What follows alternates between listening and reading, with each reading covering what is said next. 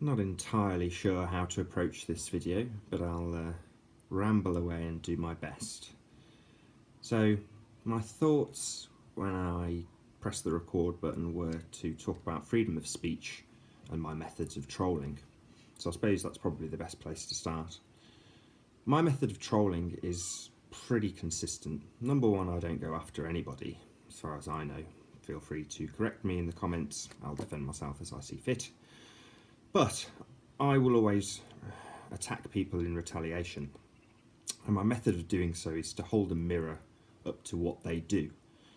And while it sickens me to do this, it highlights the hypocrisy in the attacks that come from trolls and the methods that they use, especially when they're anonymous. So, do I directly address the individual? Why not? So, a person I liked, Rory McFizz, otherwise, or his real name's Brendan, don't know his surname. A guy I met at Oxford, really nice guy. He did a little skit, false flag skit, where he blew his own leg off. But yeah, he came to the Oxford meet. We sat down together. I quickly appreciated that he had no lunch and gave him first pick of mine and Paula's. Seemed like a really nice guy. I still think he is, although it seems he has been poisoned into a belief that I'm the highest paid YouTuber in the flat earth arena. Now, I found this out from Poncho Pete when I went on to address his nonsense that I'd deleted him off Skype, which I had not, and he simply wouldn't accept it because he had got a belief, which is sad. So at that point I decided I'll make a video and explain what I do when this occurs, which is to have no further contact with those sorts of people. And the same applied to Rory. I decided, obviously Rory has decided he doesn't like me, doesn't like what I have, or what he thinks I have. So in the comments of a video explaining that I prefer the method of having no further contact with psychopaths, not labelling anybody anything, and I'll drop that in here. We shouldn't label people. I've said this in a previous video log. We should never go on witch hunts. I don't have any access to an fMRI machine. I don't have access to any psychologist to do tests on any individual. So for me to label anybody a psychopath is totally unfair, and I would never do so. Certainly not publicly, while I might speculate with friends and family and discuss the subject and use specific examples like Tony Blair. So I am not going to label Tony Blair a psychopath, but Thomas Sheridan did. He was the only one who was prepared to put that label on, and given he's a mass murderer, that's a pretty fair and reasonable statement and assertion to make. I don't think he's going to get sued over it.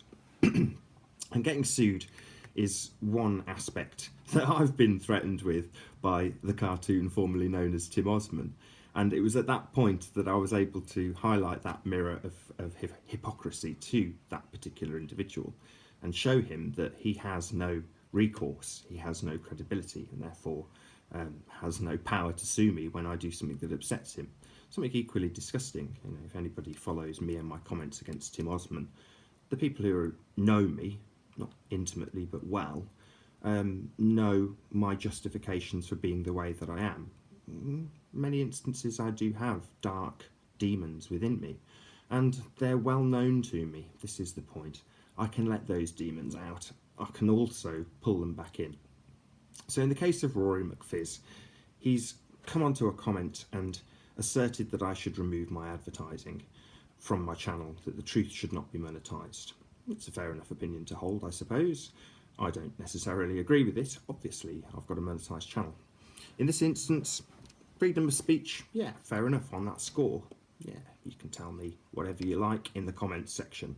However, asserting that I should be removing them and gathering up other people's approval to suggest that they do the same and boycott me, it's subtle in terms of Rory's approach. He knows what he's saying. He's essentially telling me to get rid of a car that later in the same comments thread he's appreciated that isn't my car. It was given to me as a loan car while we got our very old car serviced at the garage. And liking cars meant that I made a review of it.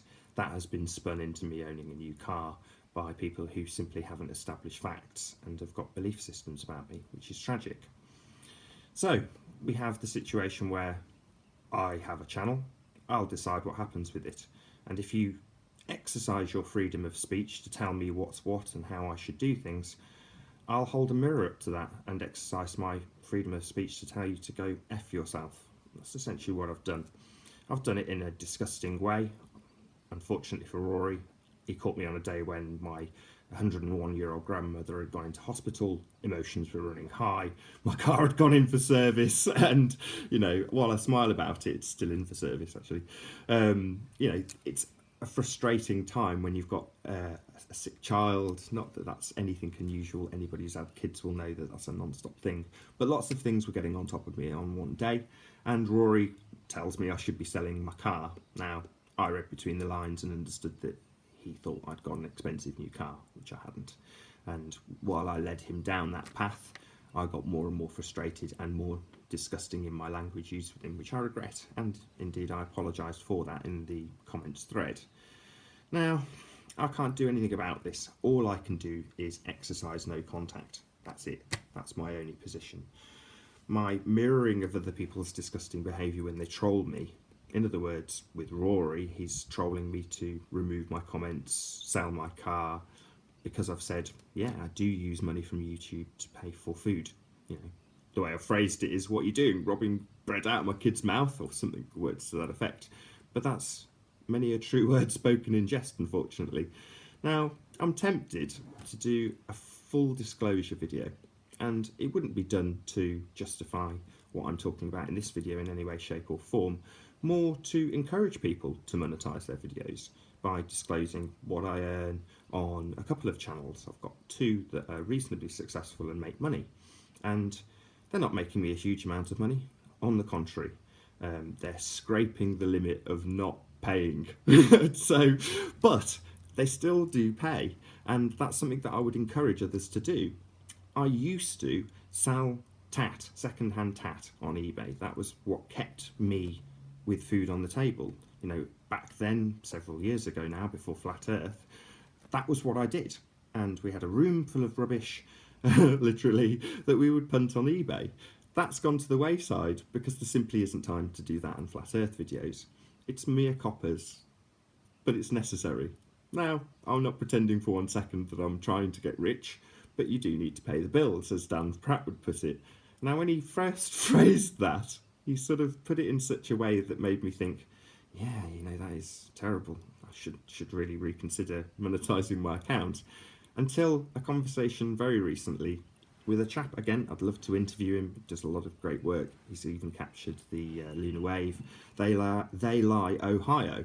And he explained that he had, maybe, oh God, I hope he doesn't hate me for saying this, he had donated money to Dan. And I had to say to him, had Dan have monetised his channel, he might not have needed that.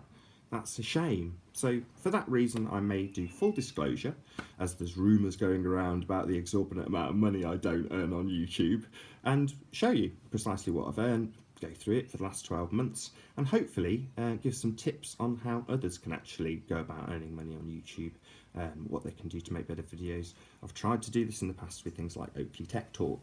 It's talking about stuff that most people would consider boring, but is an absolute necessity to do a reasonable quality YouTube video. And that's what it's took to make YouTube videos. I mean, at this point, I'll echo Jaron. He 12 months ago was in a very similar position to myself, you know, getting attacked on all sides and told off for having Patreon accounts. And frankly, it's something that I'd love to do.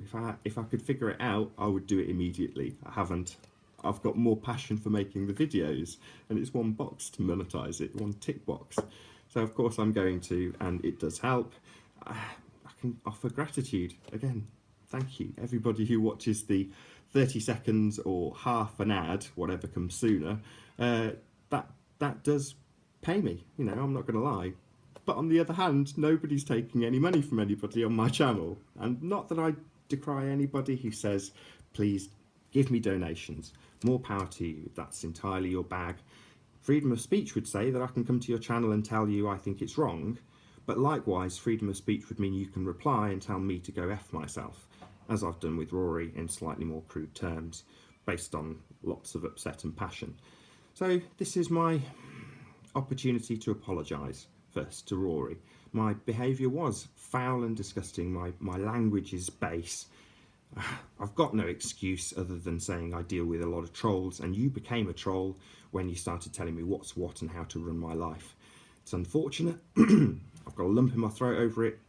I'm not making this video directly for you, but more to address the fact that I'm getting hammered on all sides for having adverts